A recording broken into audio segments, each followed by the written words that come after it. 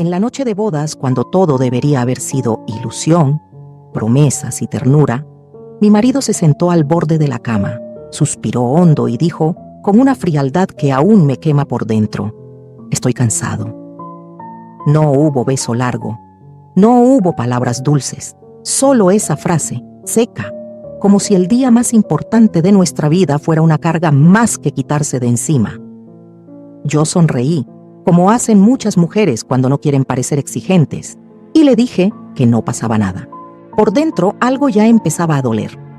Si alguna vez sentiste que algo no encajaba desde el principio, quédate conmigo hasta el final de esta historia, porque lo que descubrí esa noche cambió mi vida para siempre. Y tal vez te ayude a entender muchas cosas de la tuya. Apagué la luz pensando que el cansancio era real, que el viaje, la fiesta, las fotos, todo había sido demasiado. Me quedé despierta mirando el techo, escuchando su respiración. El silencio del cuarto era espeso, incómodo, como si escondiera algo que yo aún no podía nombrar. Pasaron las horas, no sé cuántas. El reloj parecía no avanzar, y entonces lo escuché. Al principio pensé que era el televisor de alguna habitación cercana, o quizás gente hablando en el pasillo del hotel. Pero no. Eran sonidos apagados, gemidos bajos, repetidos, que venían de un lugar demasiado cercano para ser ignorados. Mi corazón empezó a latir con fuerza. Sentí un nudo en el estómago. No quería levantarme. No quería confirmar lo que mi intuición ya estaba gritando. Porque cuando una mujer siente algo así, en el fondo sabe que su vida está a punto de romperse en dos. Me quedé inmóvil, conteniendo la respiración, mientras esos sonidos se hacían más claros, más reales. En ese momento entendí que no era cansancio lo que había en sus palabras, sino distancia. Y la distancia, cuando aparece tan pronto, nunca llega sola. Ahí, en la oscuridad, comprendí algo que muchas tardan años en aceptar. El matrimonio no siempre empieza con amor. A veces empieza con una mentira. Y esa fue solo la primera. No me levanté de la cama. No esa noche. No tuve el valor. Mi cuerpo estaba rígido, como si moverse significara aceptar algo para lo que no estaba preparada. Cerré los ojos con fuerza, esperando que los sonidos se detuvieran, que todo fuera producto de mi imaginación, del cansancio, de los nervios del día. Pero no lo eran. Los gemidos seguían ahí, irregulares, ahogados, reales. Miré a mi marido. Dormía de espaldas a mí, o al menos fingía hacerlo. Su respiración era tranquila, demasiado tranquila para alguien que decía estar agotado. En ese instante, sentí una soledad que jamás había conocido. No era estar sola en una habitación. Era estar sola dentro de una promesa que ya empezaba a quebrarse. Me di la vuelta, dándole la espalda también. Las lágrimas caían sin hacer ruido, empapando la almohada. No lloraba solo por lo que estaba escuchando, sino por todo lo que empezaba a entender. Porque cuando algo así ocurre en la primera noche, no es un error aislado, es una señal. A la mañana siguiente, me desperté antes que él. El sol entraba tímido por la ventana del hotel, iluminando un día que debía haber sido perfecto. Me levanté en silencio, me miré al espejo y apenas me reconocí. Tenía los ojos hinchados, la mirada apagada. Pero aún así, me dije, tal vez estoy exagerando. Las mujeres solemos hacer eso, justificar lo injustificable para no destruir nuestros propios sueños. Cuando él despertó, me sonrió como si nada hubiera pasado. Me dio un beso rápido en la mejilla y dijo que había dormido muy bien. Yo asentí. No pregunté, no mencioné los sonidos. No quise parecer paranoica. Ese fue mi primer error, callar para no incomodar. Durante el desayuno hablaba de planes, de viajes futuros, de la vida que íbamos a construir. Yo lo escuchaba, pero sus palabras me sonaban lejanas, huecas. Cada vez que sonreía, algo dentro de mí se encogía. Porque la intuición es así. No grita, susurra, pero nunca se equivoca. Los días siguientes fueron una repetición de silencios. Ya no era solo esa noche. Empecé a notar detalles que antes no veía. El teléfono siempre boca abajo. Mensajes que borraba rápido. Excusas innecesarias. Cambios de humor sin razón aparente. Y yo, en lugar de enfrentar la verdad, me convertí en experta en mirar hacia otro lado. Había momentos en los que quería preguntarle directamente, abrir la boca y decir, ¿qué pasó esa noche? Pero algo me detenía. El miedo a perder, el miedo al qué dirán, el miedo a haberme equivocado en la decisión más importante de mi vida. Pasaron semanas, luego meses, y el silencio empezó a pesar más que cualquier palabra. Dormíamos en la misma cama, pero cada uno en su propio mundo. Yo me sentía invisible, no rechazada con violencia, sino ignorada con indiferencia, que es aún peor. Una tarde, mientras doblaba su ropa, encontré un recibo del hotel, una habitación extra, una noche, la misma fecha de nuestra boda. Sentí que el suelo se abría bajo mis pies. Me senté en la cama, con el papel temblando en las manos. Ya no era intuición, era evidencia. Aún así, no lo enfrenté de inmediato. Guardé el recibo, respiré hondo, me repetí que necesitaba estar segura, que tal vez había una explicación. Pero en el fondo, sabía que estaba retrasando lo inevitable. Esa noche, mientras él se duchaba, los gemidos volvieron a mi memoria como un eco lejano, pero constante. Comprendí que no solo me había fallado como esposo, sino como compañero, como hombre que prometió cuidarme. Y entendí algo aún más doloroso. Yo había empezado a fallarme a mí misma al aceptar ese silencio.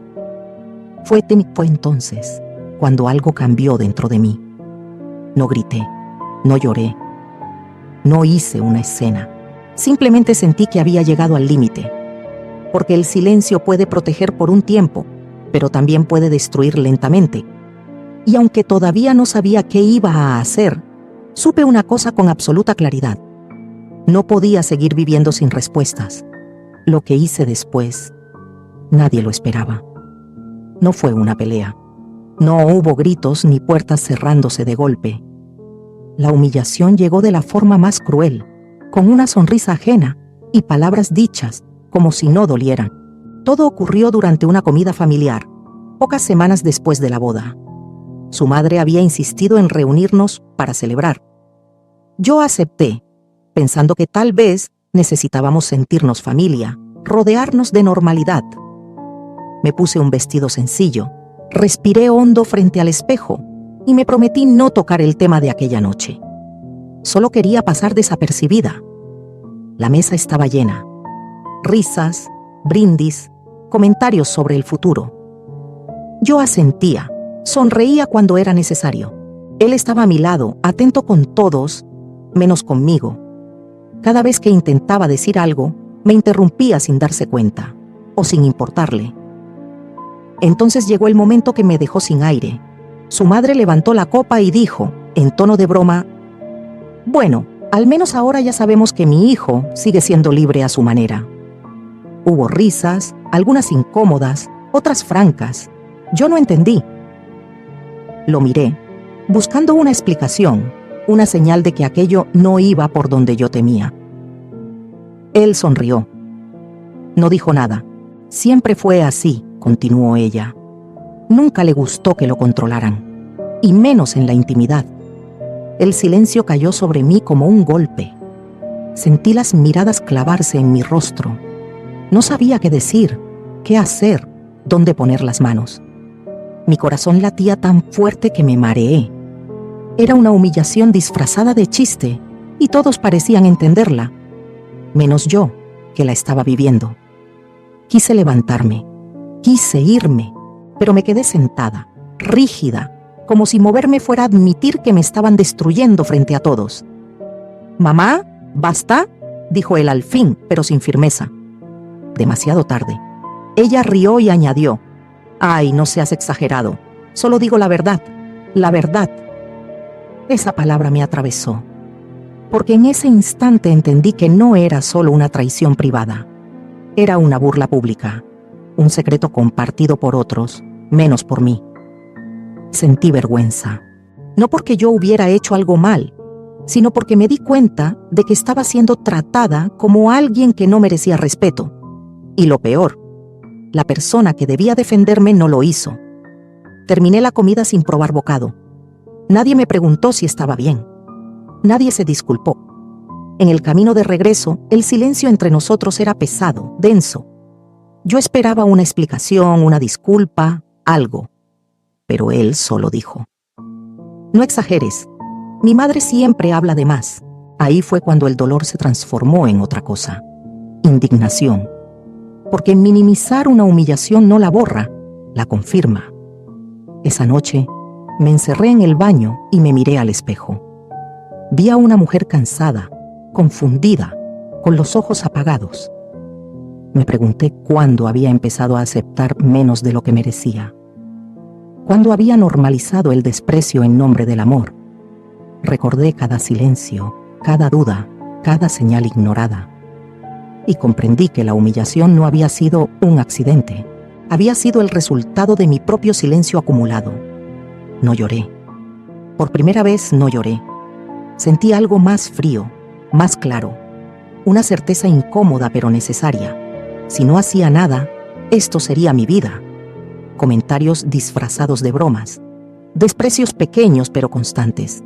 Una soledad compartida. Esa noche no dormí. Pensé en el futuro, en los hijos que tal vez tendríamos, en el ejemplo que les daría si aceptaba ese trato. Pensé en mí, en la mujer que fui antes de callar tanto. Y fue ahí, en medio de esa claridad dolorosa, cuando entendí que la humillación no solo venía de afuera, venía también de permitir que otros decidieran mi valor. No sabía aún cómo, ni cuándo, ni con qué palabras, pero supe que algo estaba a punto de cambiar. Porque hay un punto en el que el respeto deja de ser negociable, y yo acababa de cruzarlo. Durante mucho tiempo quise creer que el problema era solo entre mi marido y yo, que se trataba de un mal comienzo, de errores normales, de ajustes propios de una vida nueva. Pero la verdad empezó a mostrarse con más claridad cuando entendí que no estaba sola en esa historia y que alguien más alimentaba el desprecio que yo sentía cada día. Su madre. No fue de inmediato.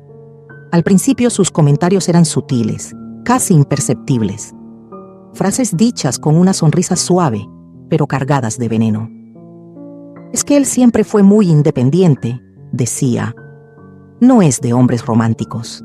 Algunas mujeres esperan demasiado, añadía, mirándome de reojo. Yo asentía, intentando no parecer sensible. Me decía que no debía tomarlo personal, pero cada palabra se me quedaba grabada como una pequeña herida. Con el tiempo dejó de disimular. Cada visita era una prueba. Si yo cocinaba, encontraba algo que criticar. Si me quedaba callada, decía que yo era fría. Si hablaba, que era exagerada. Nunca estaba bien, nunca era suficiente. Y lo más doloroso era ver cómo él no solo no me defendía, sino que a veces asentía en silencio, como si ella tuviera razón. Empecé a notar cómo ella tomaba decisiones que no le correspondían. Opinaba sobre nuestra casa, sobre nuestro dinero, sobre nuestra intimidad. Preguntaba cosas que no debía preguntar. Y cuando yo intentaba marcar un límite, sonreía con condescendencia, como si yo fuera una niña caprichosa. No te lo tomes así, me decía. Solo quiero lo mejor para mi hijo. Ahí entendí algo importante. Yo no era su familia. Yo era una intrusa. Alguien que había llegado a ocupar un lugar que, según ella, nunca me perteneció. El punto más claro llegó una tarde, cuando estábamos los tres en la sala. Él había salido un momento y nos quedamos solas. Ella me miró fijamente sin sonreír. Te voy a decir algo, dijo. Mi hijo siempre fue así. Si no te da lo que esperas, es porque tú no sabes manejarlo. Sentí un frío recorrerme la espalda. No se trata de manejar a nadie, respondí. Se trata de respeto. Ella soltó una risa breve, seca. El respeto se gana. Esa frase me golpeó más fuerte que cualquier grito, porque en ese momento comprendí que para ella yo tenía que probar mi valor constantemente, mientras su hijo no tenía que probar nada. Cuando él regresó, ella cambió de tono de inmediato. Volvió la sonrisa, el papel de madre preocupada. Yo me quedé en silencio, procesando lo que acababa de pasar.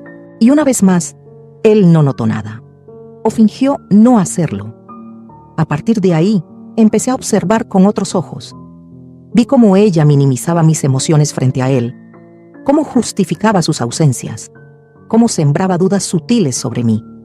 No necesitaba decir mentiras, le bastaba con insinuar. Y él, en lugar de poner un límite, se dejaba llevar. Porque es más fácil escuchar a quien nunca te cuestiona que a quien te pide responsabilidad. El villano no siempre grita. A veces sonríe, aconseja, protege. A veces se disfraza de preocupación y amor. Pero su efecto es el mismo. Divide, desgasta, destruye. Empecé a sentirme cada vez más pequeña en esa dinámica, como si todo lo que yo era estuviera mal, como si amar, preguntar, necesitar, fuera un defecto, y entendí que no estaba luchando solo contra un matrimonio frágil, sino contra una alianza silenciosa en la que yo siempre perdía. Una noche, mientras él dormía, me senté en la sala con la luz apagada. Pensé en mi vida antes de casarme, en mi voz, en mis sueños, en la mujer segura que había sido. Me pregunté en qué momento permití que otros decidieran mi lugar. Fue ahí cuando lo vi con claridad. El verdadero enemigo no era solo ella, sino el silencio que yo había mantenido para evitar conflictos. Y mientras ese silencio continuara, el desprecio también lo haría. No sentí odio, sentí algo más firme, determinación. Porque cuando identificas al villano, ya no puedes fingir que no existe. Y aunque todavía no sabía qué haría, supe que no podía seguir siendo la espectadora de mi propia humillación. Algo dentro de mí se estaba preparando. No ocurrió de golpe. No fue una explosión ni una escena dramática como en las películas. El límite del silencio llegó de una manera mucho más peligrosa, cuando dejé de sentir. Una mañana desperté y me di cuenta de que ya no esperaba nada. No esperaba una explicación, ni una caricia, ni una disculpa. Me levanté de la cama como quien cumple una rutina aprendida. Preparé café. Escuché sus pasos, respondí con monosílabos, y fue ahí cuando entendí que algo esencial se estaba muriendo dentro de mí. El silencio, al principio, había sido una forma de protección. Callar para no pelear, callar para no perder. Callar para sostener una imagen que ya estaba rota. Pero con el tiempo, ese silencio dejó de protegerme y empezó a vaciarme. Había noches en las que me acostaba preguntándome en qué momento me convertí en alguien que pedía tan poco. Recordaba a la mujer que fui antes, la que hablaba sin miedo, la que no dudaba de su valor. Y me dolía reconocer que yo misma había ido apagando esa voz. El momento exacto llegó una tarde cualquiera. Nada especial. Estábamos sentados en la sala, él mirando su teléfono, yo doblando ropa. Su madre llamó. Él atendió y, sin darse cuenta, activó el altavoz. ¿Está ella ahí?, preguntó ella. Él me miró de reojo, dudó un segundo. Sí. Bueno, dile que no se meta en lo que no entiende, dijo. Tú y yo sabemos cómo son las cosas. No gritó, no insultó. Pero esa frase fue suficiente, porque en ese instante supe que yo no existía como persona en esa conversación. Era un estorbo, un ruido de fondo. Esperé que él dijera algo, que colgara, que pusiera un límite. No lo hizo, solo asintió, como tantas otras veces. Ahí sentí algo romperse. No fue rabia, fue claridad. Me levanté despacio, fui al baño, cerré la puerta. Me miré al espejo y por primera vez en mucho tiempo no vi una mujer confundida. Vi a alguien cansada de traicionarse a sí misma. Me apoyé en el lavamanos y respiré hondo. Entendí que el verdadero daño no había sido lo que ellos hicieron, sino lo que yo había permitido por miedo a quedarme sola. Y me hice una pregunta que me atravesó como un rayo. ¿De qué sirve estar acompañada si me siento invisible? Volví a la sala. Él seguía sentado, como si nada. Me miró, esperando que continuara doblando ropa, pero no lo hice. «Tenemos que hablar», dije. Mi voz no tembló. Eso lo sorprendió. No levanté el tono, no acusé. Solo hablé desde un lugar nuevo. Le dije que estaba cansada de los silencios, de las medias verdades, de las humillaciones disfrazadas de normalidad. Le dije que necesitaba respeto. No promesas, no excusas, respeto. Él intentó minimizarlo como siempre.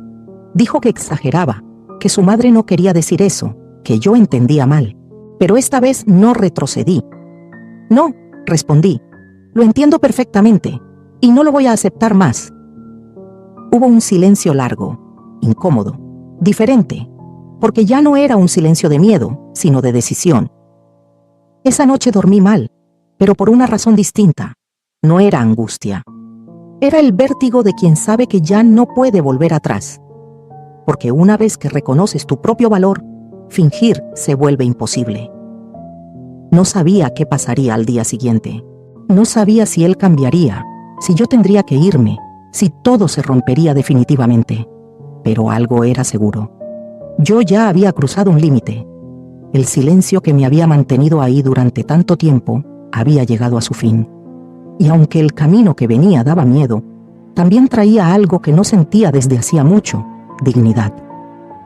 Y fue desde ese lugar firme y silencioso que tomé la decisión que cambiaría el rumbo de todo. No le dije a nadie lo que estaba a punto de hacer, no a mis amigas, no a mi familia, ni siquiera a mí misma en voz alta. Porque algunas decisiones, las más importantes, no nacen del ruido, sino del silencio que ya no duele, sino que aclara. Durante días actué con normalidad, preparé comida, respondí mensajes, sonreí cuando era necesario. Desde afuera, todo parecía igual, pero por dentro cada movimiento tenía un propósito. Yo ya no estaba esperando que algo cambiara, estaba preparándome para cambiar yo. Una mañana, mientras él se duchaba, tomé su teléfono. Nunca antes lo había hecho. No por falta de curiosidad, sino por respeto. Ese respeto que yo había dado incluso cuando no lo recibía. Dudé unos segundos. No sentí culpa. Sentí derecho. No busqué mensajes recientes. Fui directo a lo que siempre se oculta mejor: los correos, los archivos, los historiales, y ahí estaba. No una sola prueba, sino muchas. Conversaciones largas, fechas repetidas, excusas copiadas y pegadas. No era un error, era un patrón. Guardé el teléfono en su lugar. Me senté en la cama. No lloré. Porque cuando la verdad llega completa, las lágrimas se quedan sin espacio. Ese mismo día hice algo más. Llamé a alguien que no veía desde hacía años, alguien que me conocía antes de este matrimonio, antes de los silencios, antes de la duda. Alguien que sabía leer mi voz incluso cuando yo intentaba disimular. «Necesito hablar», le dije. No entré en detalles por teléfono. Solo pedí tiempo. Tiempo para ordenar papeles, recuerdos, decisiones. Porque la acción oculta no es impulsiva, es estratégica. Comencé a observar con atención, a anotar fechas, a escuchar con otros oídos. Cada comentario de su madre, cada ausencia de él, cada contradicción. Todo empezó a encajar como piezas de un rompecabezas que yo había evitado mirar. Una tarde, encontré una carpeta olvidada en el fondo de un cajón. Documentos, contratos, nombres que no reconocía. Me di cuenta de que no solo me había mentido en lo emocional, sino también en lo práctico. Había decisiones tomadas sin mí, compromisos adquiridos a mis espaldas. Ahí comprendí algo fundamental. El poder no siempre está en quien grita, sino en quien observa y actúa en silencio. No lo enfrenté, todavía no, porque esta vez no quería palabras, quería claridad, quería respaldo, quería estar preparada para cualquier respuesta. Empecé a dormir mejor, aunque parezca extraño. Dormía mejor porque ya no estaba luchando contra mi intuición. Estaba caminando con ella. Una noche, mientras él hablaba por teléfono en otra habitación, escuché mi nombre. Me acerqué despacio. no para espiar, sino para confirmar lo que ya sabía. Ella no sabe nada, decía. Todo está bajo control.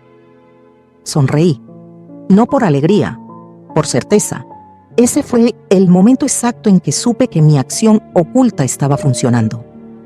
Porque mientras él creía tener el control, yo ya había recuperado el mío. Al día siguiente, salí temprano.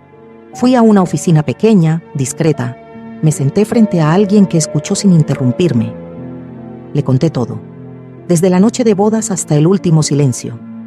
Cada detalle importaba. Cada prueba tenía sentido. No estás sola, me dijo al final, y no estás equivocada. Esa frase fue como aire después de mucho tiempo bajo el agua. Volví a casa con una carpeta en la mano y una calma nueva en el cuerpo. No era valentía todavía. Era preparación, y la preparación es una forma de amor propio. Esa noche cenamos juntos. Habló de su día, de planes, de cosas futuras. Yo lo escuché con atención, sabiendo algo que él no sabía. El final de una mentira siempre empieza cuando alguien deja de creerla. No hice nada más ese día. No dije nada más. Porque la acción oculta no busca aplausos, busca resultados. Y lo que estaba por suceder, nadie lo esperaba. La verdad no salió a la luz de golpe. No fue una escena escandalosa ni un momento de gritos. Llegó como llegan las cosas inevitables, cuando ya no pueden seguir escondidas. Durante días, seguí actuando con calma. No por debilidad, sino porque ahora sabía algo que antes no.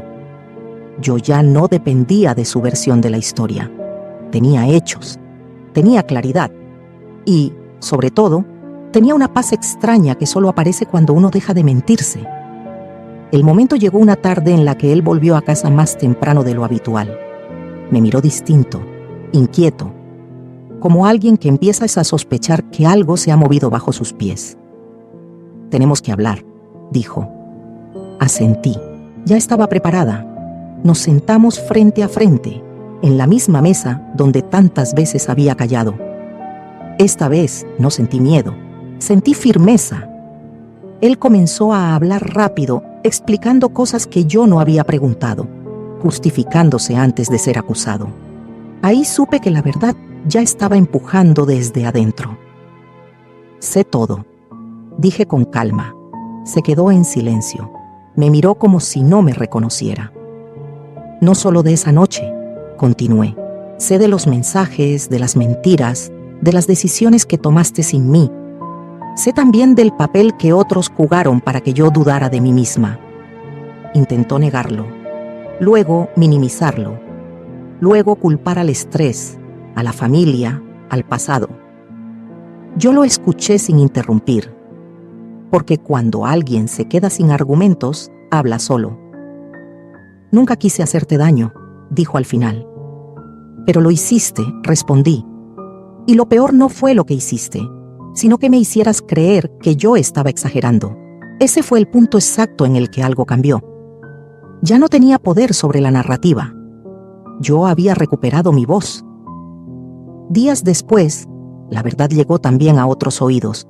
No porque yo la gritara, sino porque dejó de sostenerse sola. Las contradicciones se notan cuando alguien deja de encubrirlas. Las mentiras pesan cuando no hay quien las cargue. Su madre me llamó. Por primera vez, no para aconsejar, no para opinar, para preguntar. «¿Qué está pasando?», dijo, sin tono autoritario. «La verdad», respondí. «Solo eso». Hubo silencio. No me disculpó, no me dio la razón, pero tampoco me atacó. Y entendí algo importante. La justicia emocional no siempre es ver al otro caer, sino dejar de ser pisoteada. Con el tiempo, él empezó a cambiar su manera de hablar. Ya no me interrumpía, ya no minimizaba. No porque se hubiera transformado de repente, sino porque entendió que yo ya no estaba dispuesta a aceptar menos. Algunas verdades duelen más cuando llegan tarde, y eso también es parte de la justicia.